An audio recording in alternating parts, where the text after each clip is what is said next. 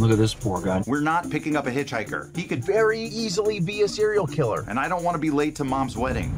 Hey, fellas. We got a nervous Nelly here, so this is gonna sound like a funny question, but are you a serial killer? I am not a serial killer. You just emphasized the word serial. You're still not saying, I promise I'm not a killer.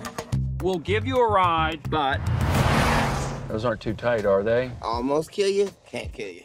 So, if you could do a skit on the Pimp Chronicles on Pete and Kyle's paternity battle, what would you name it?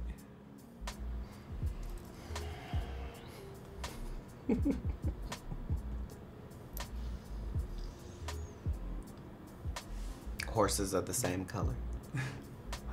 Why? Just because they're polar opposites and they're the same at the same time. Like they're not anything alike, and yet they're the same. The sensibility is the same. The things that you like over here, the things you like over there. It meshes up really well. What's the most valuable lesson you've learned from your father or father figure in your life? That professionalism has a effect on everything.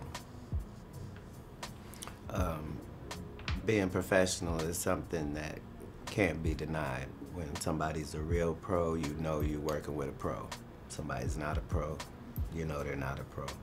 And so he taught me the value of professionalism, I'd say.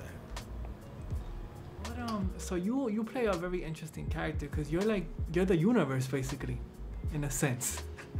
What's the craziest thing the universe has given you in life? I think I got it all, honestly.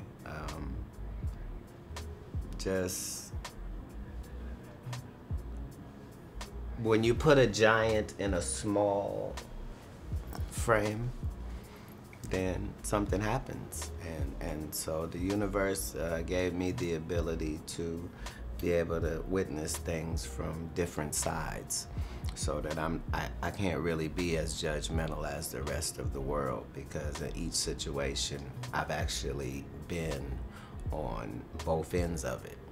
I've been the homeless guy, and I've been the guy giving $100 to the homeless guy. And so I know what it means on both sides of the universe. And so that's what made it wonderful when this script comes along and you get a chance to play something that's being played out in real life too. What do you think you would have done had you been in Pete and Kyle's adventures throughout the whole movie instead of that little snippet? How do you think the trajectory would have changed?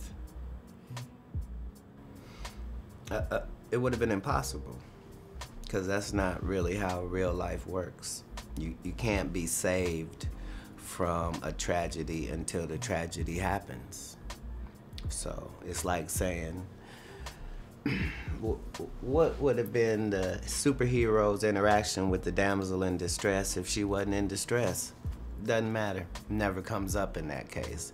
They can't meet this guy until they think they have all the answers and they've explored all the answers, and now there's no more answers. And when you get to the point where there aren't any more answers, then that's when the universe sends you something. It's not something that you could have already possessed or you would have already been dealing with it. It appears to come out of nowhere, but scientifically we know there's no such thing.